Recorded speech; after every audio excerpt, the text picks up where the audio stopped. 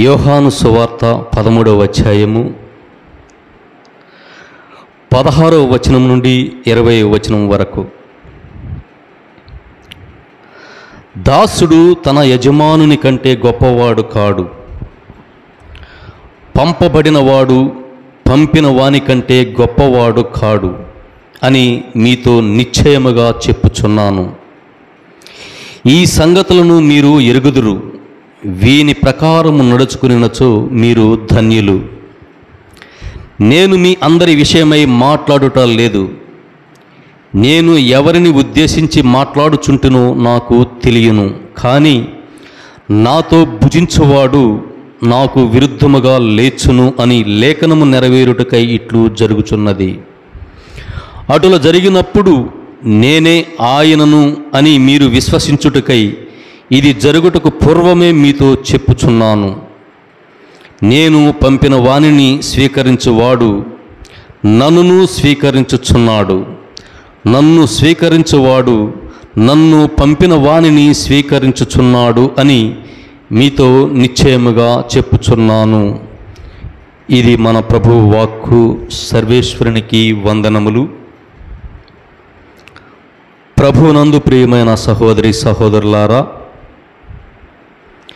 ఈనాటి సువిశేష పఠన భాగంలో యోహాను సువార్త 13వ అధ్యాయము 16వ వచనం నుండి 20వ వచనం వరకు యేసు క్రీస్తు ప్రభుల వారు మాట్లాడుతున్న సందర్భం మనకు కనిపిస్తూ ఉంది.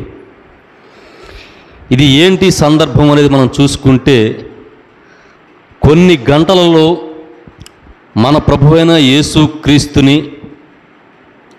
అప్పగింపబో సమయం.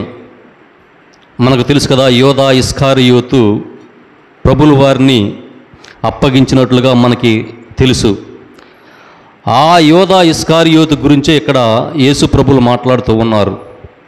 ఏమని మాట్లాడుతున్నాడంటే, నేను మీ అందరి విషయమై మాట్లాడుట లేదు అంటే, అక్కడ శిష్యులు 12 మంది ప్లస్ యూదులు ఉన్నారు. నేను మాట్లాడేది మీ అందరిని ఉద్దేశించి కాదు, నేను ఎవరి గురించి మాట్లాడుచున్నానో నాకు మాత్రమే తెలుసు అని. అంటే యోధా ఇస్కారియోతు గురించి యేసు ప్రభు మదనపడుతూ తీవ్రమైన బాధతో కొన్ని గంటల సమయంలో ఇంకా చనిపోయే ముందు మాట్లాడిన మాటలు మనకు కనిపిస్తూ ఉన్నాయి. అయితే ఆయన చనిపోయే ముందు మనకొక 2 సాంఘ్యాలని ముఖ్యంగా మన క్యాథలిక్ సంఘం పాటిస్తూ ఉంది. ఒకటి కడరా భోజన కార్యక్రమము, 2 శిష్యుల యొక్క కాళ్ళను కడుగుట అనే సాంఘ్యము. ఈ 2 సాంఘ్యాలని ముఖ్యంగా మన క్యాథలిక్ సంఘం పాటిస్తూ ఉంది. అవి ఎందుకు పాటిస్తూ ఉందంటే, ఈ యొక్క లేఖనాల ఆధారంగానే ఆ సాంఘ్యాలని మనం చేస్తూ ఉన్నాం. పవిత్రమైన గురువారం రాత్రి యేసుక్రీస్తుని అప్పగించే ముందు శిష్యులకి మన ప్రభువైన యేసుక్రీస్తు ఒక భోజనం ఏర్పాటు చేశాడు. భోజనం ఏర్పాటు చేసి ఏం మాట్లాడాడో మనం ఒకసారి చూసుకోగలిగితే,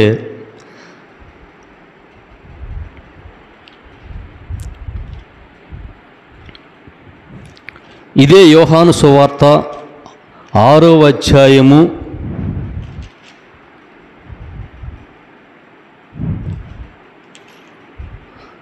53, 54, 55 వచనాల్లో మాట్లాడుతూ ఉన్నాడు. యేసు వారికి, మీరు మనుష్య కుమారుని శరీరమును భుజించి ఆయన రక్తమును తాగిననే తప్ప మీలో జీవము ఉండదని మీతో నిశ్చయముగా చెప్పుచున్నాను. అంటే ఇక్కడ ప్రభువైన యేసుక్రీస్తు యొక్క శిష్యులతో ఆయన మరణించడానికి కొన్ని గంటల ముందు ఆయన భోజనం ఏర్పాట్లు చేసి, ఇదిగో నేను ఇంకా కొన్ని గంటలు మాత్రమే నేను ఈ భూమి మీద ఉండబోతూ ఉన్నాను, తర్వాత మీకు కనిపించను. అయితే మీకు నాకు మధ్య అగాధం అంటే గ్యాప్ లేకుండా ఉండడానికి మీకు యొక్క కడరా భోజనం అనే సాంఘ్యాన్ని మీకు అప్పగిస్తూ ఉన్నాను. ఇది మీకును నాకును మధ్య గుర్తుగా ఉంటుంది అనేది ఇక్కడ ప్రభు అప్పచెప్పిన మాట. ఏంటి ఆ భోజనం? మనుష్య కుమారుని శరీరమును భుజించి ఆయన రక్తమును తాగిననే తప్ప మీలో జీవము ఉండదని మీతో నిశ్చయముగా చెప్పుచున్నాను. దీన్ని సపోజ్ మనం తీసుకుంటే దీన్ని కడరా భోజనం అనొచ్చు. ఇంకొంతమంది బల్ల ఆరాధన అని కొంతమంది ప్రొటెస్టెంట్ సహోదరులు పిలుస్తూ ఉంటారు. అలాగే ప్రభు రాత్రి భోజనం అని పిలుస్తూ ఉంటారు. మనమైతే దివ్య సప్రసాదం అని పిలుస్తూ ఉంటాం. ఈ దివ్య సప్రసాదం యొక్క ప్రాధాన్యత ఏంటి అనేది మనం చూసుకుంటే, దివ్య సప్రసాదములో మనం తీసుకునే రొట్టె కానీ రసం కానీ యేసుక్రీస్తు ప్రభు యొక్క శరీర రక్తాలుగా ప్రభు ఆజ్ఞాపించాడు. ఇక్కడ మీరు ఏ విధంగా అయితే ఈ రొట్టెని తీసుకొని ఈ రొట్టె నా శరీరంగా మీరు భుజించాలి, ఇదిగో ఈ యొక్క ద్రాక్షరసాన్ని నా రక్తంగా మీరు భావించి తీసుకోవాలి, అప్పుడే నీకును మాకును మధ్య ఒక గుర్తుగా ఉండబోతూ ఉంది. అంటే మీరు మర్చిపోకుండా, నేను మర్చిపోకుండా మిమ్మల్ని ఉండాలన్నా, మీరు నన్ను మర్చిపోకుండా ఉండాలన్నా ఈ యొక్క కడరా భోజనాన్ని మనం తప్పకుండా పాటించాలి. మనం భాషలో చెప్పుకోవాలంటే దివ్య సప్రసాదం. అయితే ఇక్కడ ఆ యొక్క దివ్య సప్రసాదాన్ని మనం తీసుకున్నప్పుడు మీలో జీవం ఉంటుంది అని మాట్లాడిన సందర్భం. దీని గురించి మనం మాట్లాడుకుంటే కొరింథీయులకు రాసిన పత్రిక 11వ అధ్యాయంలో పౌలు గారు మాట్లాడుతూ ఉన్నాడు. అది కూడా ఒక్కసారి మనం చూసుకొని వద్దాం. కొరింథీయులకు రాసిన పత్రిక 11వ అధ్యాయము 29వ వచనము. ఎవరైతే దివ్య సప్రసాదము రొట్టె ద్రాక్ష ప్రభువు యొక్క శరీరము ప్రభు యొక్క రక్తంగా దివ్య సప్రసాద రూపంలో మనం తీసుకుంటామో క్రీస్తుని యొక్క జీవాన్ని మనం పొందుకుంటాం. అలా తీసుకొని పక్షంలో మనకి కొన్ని శాపాలు కూడా ఇవ్వబడ్డాయి. అది ఏంటనేది మనకి కొరింథీయులకు రాసిన పత్రిక 11వ అధ్యాయము 29వ వచనంలో పునీత పౌలు గారు మాట్లాడుతూ ఉన్నాడు. ఏంటి ఆ శాపం మనం చూసుకోగలిగితే, కనుక ప్రతి వ్యక్తియు ఆత్మ పరిశీలనమును కావించుకొని రొట్టెను తిని పాత్రము నుండి త్రాగవలెను. ఏలైనా ఎవడైనను రొట్టెను తినుచు పాత్రము నుండి త్రాగుచు అది ప్రభువు శరీరము అని గుర్తింపనిచో అతడు తినుట వలనను త్రాగుట వలనను తీర్పునకు గురియగును. ఈ వచనాన్ని మనం కొద్దిసేపు ధ్యానించుకోగలిగితే, ప్రతి ఆదివారం మనం దివ్య సప్రసాదం అనే దాన్ని మనం తీసుకుంటూనే ఉన్నాం. అసలు దివ్య సప్రసాదం అంటే ఏంటి అనేది దాదాపుగా చాలామందికి తెలియదనే నేను అనుకుంటూ ఉన్నాను. మన యొక్క సంఘంలో తెలుసా దివ్య సప్రసాదం అంటే ఏంట్రా? దివ్య సప్రసాదం అంటే తీసుకుంటున్నారు కదా ఆదివారం. నీకు తెలుసా? తెలియదు. తెలియకుండానే తీసుకుంటున్నారు. అది రొట్టె ప్రభు యొక్క శరీరము, ద్రాక్షరసము ప్రభు యొక్క రక్తం అని తెలుసుకొని మాత్రమే తీసుకోవాలి. అది ప్రభు యొక్క శరీరం రక్తం అని మీరు గ్రహించకపోతే మీరు తీర్పులోకి వస్తారు. కాబట్టి ఖచ్చితంగా దివ్య సప్రసాదం యొక్క ప్రాధాన్యత ఏదో మనం తెలుసుకోవాలి. ఖచ్చితంగా దివ్య సప్రసాదం తీసుకున్నప్పుడు అసలు ఇదేంటి, ఎందుకు తీసుకుంటున్నాం, దీనివల్ల మనకు ప్రయోజనం ఏంటి, తీసుకోకపోతే వచ్చే నష్టం ఏంటి అనేది మనం ఆత్మ పరిశీలన చేసుకొని దాని గురించి పూర్తిగా తెలుసుకొని మనం ఆ యొక్క రొట్టె ద్రాక్ష రసాలను మనం తీసుకోవాలని ఇక్కడ పౌలు గారు హెచ్చరిస్తూ ఉన్నాడు. ఎవడైనను రొట్టెని తినుచు పాత్రము నుండి త్రాగుచు అది ప్రభు శరీరం అని గుర్తింపనిచో అతడు తినుట వల్లను త్రాగుట వల్లను తీర్పునకు గురియగును. ఈ యొక్క మాట ద్వారా ఆ ప్రభు యొక్క శరీరము ప్రభు యొక్క రక్తం అని గుర్తించకుండా మనం ఎప్పుడైతే ఆ యొక్క అపద్రాక్ష రసాలను మనం తీసుకుంటామో మనం దేవుని యొక్క తీర్పుకు గురి అవుతాం. ఆ తీర్పు వల్ల మనకి ఏది వస్తుందో తెలుసా? కనుకనే అంటే తెలుసుకోకుండా తీసుకునే వాళ్ళ గురించి మాట్లాడుతూ ఉన్నాడు ఇక్కడ పౌలు గారు.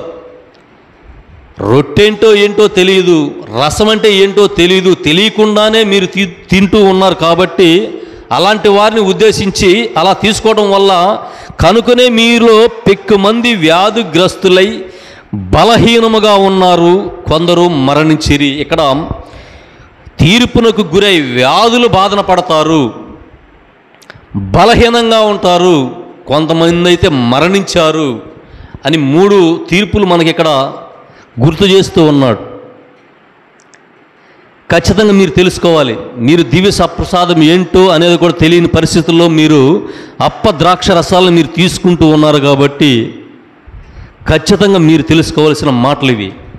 తెలుసుకోకుండా ఏదో తీసుకుంటున్నాం అని చెప్పి తీసుకుంటే దానివల్ల మనకి శాపం, దాని ద్వారా వ్యాధులు, బలహీనతలు, తద్వారా మరణం కూడా సంభవించి అనేక మంది చనిపోయారని ఇక్కడ పౌలు గారు మాట్లాడుతూ ఉన్నాడు. ఖచ్చితంగా మన యొక్క దివ్య బలి పూజలో బలి అర్పణ జరుగుతూ ఉంది. ప్రభు యొక్క శరీర రక్తాల్ని మన యొక్క ఫాదర్ గారు బలి అర్పణ చేసినప్పుడు అది నీకు నాకు ఏదో రొట్టె, ఒక ద్రాక్ష రసంలాగే మనకు కనిపిస్తూ ఉంటాయి. కానీ ఆ రొట్టె ద్రాక్ష రసాల్లో ప్రభు యొక్క శరీరము, ప్రభు యొక్క రక్తము, ఆ రొట్టె నా శరీరము, ఆ యొక్క ద్రాక్షరసం నా రక్తమని స్వయంగా యేసుక్రీస్తు ప్రభువు వారే ప్రకటించాడు. ఎప్పుడైతే మీరు దాన్ని తీసుకుంటూ ఉన్నారో దాన్ని నా శరీర రక్తాలుగా మీరు భావించాలి. అలా భావించి తీసుకుంటేనే మీకు జీవం వస్తుంది అని చెప్పి ప్రభువైన యేసుక్రీస్తు మాట్లాడాడు. దాన్నే ఇక్కడ కొరింథీ పత్రికలో, కొరింథీ సంఘంలో బహుశా మీలాంటి వాళ్ళు ఉండొచ్చు, అందుకే వాళ్ళకి తెలియపరుస్తూ ఉన్నాడు పౌలు గారు.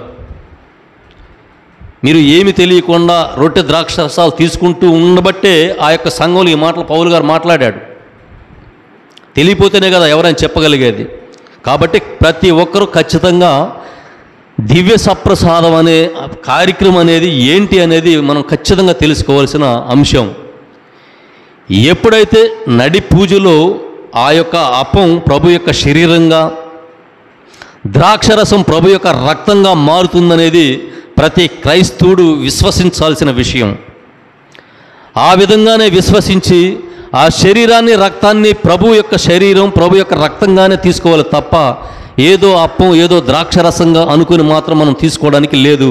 అలా తీసుకోవడం వల్ల మీరు అనేక శిక్షలకు గురి అవుతారు. తద్వారా మీకు అనారోగ్య స్థితి, బలహీనత, మరణాలు సంభవిస్తాయని పౌలు గుర్తు చేస్తున్నాడు. కాబట్టి ఖచ్చితంగా దివ్య సప్రసాదం అంటే ఏంటో మీరు తెలుసుకోవాలి, తెలుసుకొనే తీసుకోవాలి. దీని గురించి యేసుక్రీస్తు మాట్లాడిన సందర్భం, ఇంకా ఏం మాట్లాడాడో మనం చూసుకుందాం. యోహాను సువార్త 6వ అధ్యాయము.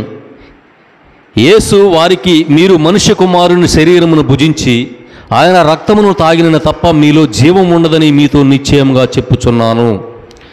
నా శరీరమును భుజించి నా రక్తమును పానము చేయువాడు నిత్య జీవము పొందును. నిత్య జీవం అంటే పరలోకములో నిత్య జీవం. ప్రతి క్రైస్తవుడు కూడా ఈ యొక్క నిత్య జీవం కోసమే ప్రభువైన యేసుక్రీస్తుని విశ్వసిస్తాడు, నమ్ముతారు. మరి ఆ యొక్క నిత్య జీవితాన్ని మనం తీసుకోవాలంటే ఇక్కడ ఖచ్చితంగా ప్రభు యొక్క శరీరాన్ని భుజించాలి, ప్రభు యొక్క రక్తాన్ని తాగాలి అని ప్రభువే ఇక్కడ శిష్యులతో చెప్తూ ఉన్నాడు.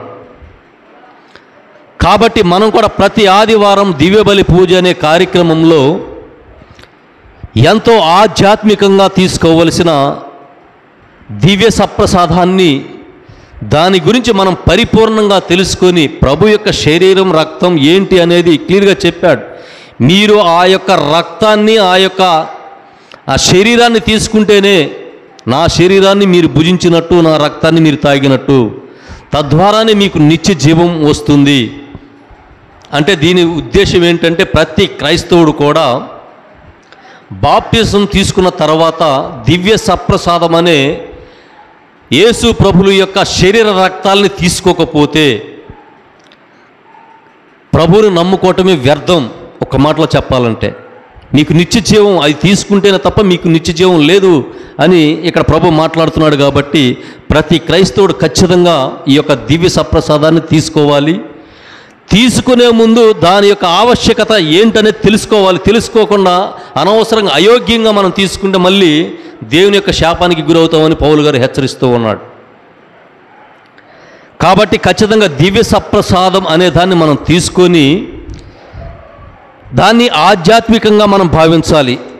ఈ విధంగా ప్రభువైన యేసుక్రీస్తు కొన్ని గంటల ముందు, మరణించే ముందు ఈ యొక్క భోజన ఏర్పాటుని మనకి ఇచ్చి ఆయన తద్వారా మరణించడం, తద్వారా ఆయన తండ్రి దగ్గరికి వెళ్ళడం, ఇదంతా మనకు తెలిసిందే. ఆయన యొక్క జ్ఞాపకార్థంగానే మనం ప్రతి దివ్య బలి పూజలో కూడా ఆయన యొక్క శరీర రక్తాలని మనం దివ్య సప్రసాద రూపంగా మనం స్వీకరిస్తూ ఉంటాం. సరే, ఈ కార్యక్రమము అంతా అయిపోయిన తర్వాత ఈ భోజనం మధ్యలోనే ఈ కడరా భోజనాన్ని యేసుప్రభుల వారు ఏర్పాటు చేసి ఆ యొక్క శిష్యులు భుజించే సమయంలోనే యేసుక్రీస్తుల వారు తనను ఎంతగా తగ్గించుకొని ఉన్నాడో ఇక్కడ మనకి వాక్య లేఖనాలు కనిపిస్తూ ఉంటాయి. అది ఒక్కసారి చూసుకుందాం. యోహాను సువార్త 13వ అధ్యాయము 4వ వచనం మనం చూసుకోగలిగితే, మరల దేవుని యొద్దకు వెళ్ళవలసి ఉన్నదనియు నేను ఎరిగి యేసు భోజన పంక్తి నుండి లేచెను. పిమ్మట తన పై వస్త్రమును తీసివేసి నడుమునకు తుండుగుడ్డ కట్టుకొని ఒక పళ్ళెములో నీరు పోసి తన శిష్యుల పాదములు కడిగి నడుమునకు కట్టుకొనిన తుండుగుడ్డతో తుడవ ఆరంభించెను.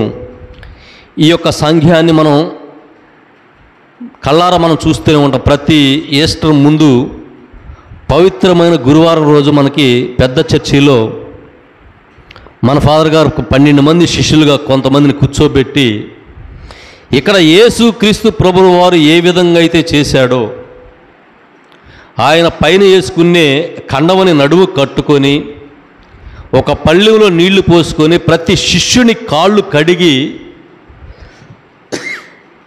తుండుగుడ్డతో తొడవడం అనేది అక్కడ యేసుక్రీస్తు చేసినట్లే ఇక్కడ మన క్యాథలిక్ సంఘంలో కూడా మన ఫాదర్లు చేస్తూ ఉంటారు. మీరు చూసే ఉంటారు, మన చర్చిలో కూడా జరుగుతూ ఉంటుంది ఈస్టర్ ముందు రోజు పవిత్ర గురువారం. అయితే ఇది ఈ సూచన యేసుక్రీస్తు అసలు మనకు ఎందుకు ఇచ్చాడనేది మనం చూసుకుంటే ఆయన ఒకే ఒక మాట చెప్తున్నాడు. ఇక్కడ కింద వచనంలో మనం చూసుకుంటే 16వ వచనం, ఈరోజు చదువుకున్న సువిశేషపట్నంలో యోహాను సువార్త 13వ అధ్యాయం 16వ వచనంలో, దాసుడు తన యజమానుడి కంటే గొప్పవాడు కాడు. అంటే యేసుక్రీస్తు తనని తాను ఎంతగా తగ్గించుకుంటున్నాడు అనేది వాస్తవంగా దాసులు అక్కడ శిష్యులు, యజమానుడు యేసుక్రీస్తుగా ఉన్నాడు అక్కడ. కానీ ఆ యజమానుడే దాసుడు రూపాన్ని ఎత్తుకొని శిష్యులకు సేవ చేయటం ప్రారంభించాడు. అంటే దీని ద్వారా మనకి ఇస్తున్న సందేశం ప్రభువైన యేసుక్రీస్తు ఏంటంటే, ప్రతి వ్యక్తి తనను తాను తగ్గించుకొని ప్రభువైన నేనే తగ్గించుకొని మీ కాళ్ళు కడిగే స్థితిలో ఉండాలని చెప్పడమే కాదు, దాన్ని చేసి చూపించాను. మీరు కూడా మీ యొక్క జీవితాల్లో నేను తగ్గించుకున్నాను చెప్పడమే మాత్రమే కాదు, నేను ఏ విధంగా అయితే క్రియారూపంలో చూపించానో మీరు కూడా ఇతరుల పట్ల మీ యొక్క ప్రేమను క్రియారూపంలో చూపించాలని ఆ యేసు ప్రభుల వారు ఆ సందేశాన్ని ఇవ్వడానికి ఈ యొక్క కార్యక్రమం జరిగినట్లుగా మనం అర్థం చేసుకోవాలి. అంతిమంగా ఒకటే క్రీస్తు. గతంలో మనకి పాత నిబంధనలో 10 ఆజ్ఞలు ఇచ్చే ఉండొచ్చు, కానీ ప్రభువైన యేసుక్రీస్తు మనకి ఒకే ఒక ఆజ్ఞ ఇచ్చాడు. నీవు నిన్ను ఎలా ప్రేమించుకుంటూ ఉన్నావో నీ పొరుగు వారిని అలాగే ప్రేమించు. ఈ యొక్క మాటతో మనం నిత్య జీవానికి వెళ్ళిపోవచ్చని ప్రభువైన యేసుక్రీస్తు మాట్లాడాడు. ప్రేమ అంటే ఎలా చూపించాలి అనేది మనం చూసుకోగలిగితే అనేక రకాలుగా సమాజంలో చూస్తూ ఉంటాం. ప్రేమ అనేది అనేక మంది మీద అనేక రకాలుగా మనం చూపించవచ్చు. సపోజ్ ఒక వ్యక్తి, ఇవన్నీ కూడా యేసుక్రీస్తు వివరంగా మాట్లాడాడు. ప్రేమ అనేది ఎలా చూపించాలి అని చూసుకోగలిగితే, వస్త్రం లేని వాడికి వస్త్రం ఇవ్వమని చెప్పాడు. అనారోగ్య స్థితిలో ఉన్నవాడికి చేతనైన సహాయం చేయమని చెప్పాడు. బందీలుగా ఎవరైతే ఖైదీలుగా జైల్లో ఉన్నారో వాళ్ళని పరామర్శించమని చెప్పాడు.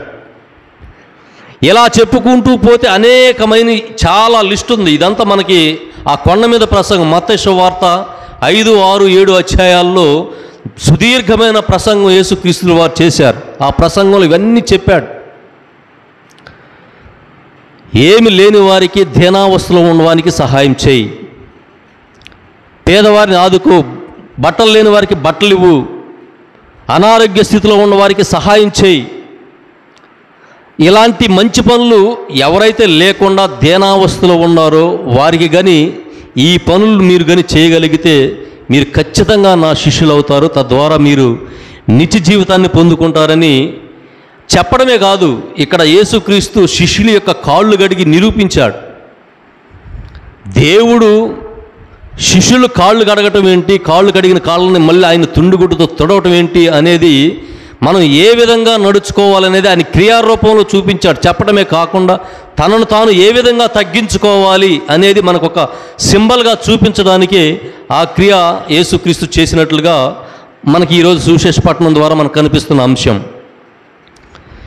ఇవన్నీ అయిపోయాక యోధా ఇస్కారియోతు ఈ భోజనం, ఈ కాళ్ళు గడుగుట ఇవన్నీ అయిపోయాక వారు ప్రార్థన చేసుకోవడానికి వెళ్ళడం, గెత్సెమనే తోటలో ప్రార్థన చేసుకోవడానికి వెళ్ళటం.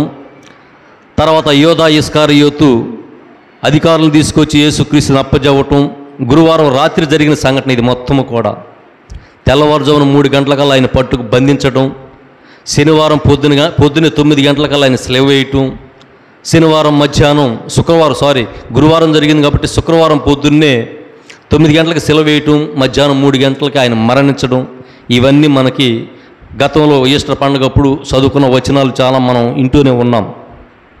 కాబట్టి ఈరోజు సువిశేషం ద్వారా యేసుక్రీస్తు మనకి హెచ్చరిస్తున్న మాట ఏంటంటే, నేను దేవుడినై ఉండి కూడా యజమానుడినై ఉండి కూడా దాసుడిగా దిగి ఒక మెట్టు కిందకు దిగి ఏ విధంగా అయితే శిష్యులు కాళ్ళు గడిగి తుడిచానో మీరు కూడా మీ యొక్క జీవితాల్లో తగ్గింపు గుణాన్ని అలవర్చుకోండి. ఏదో ఉందామని కొంతమంది అందాన్ని చూసి గర్వంతో ఉంటారు, కొంతమంది డబ్బును చూసి గర్వంతో ఉంటారు.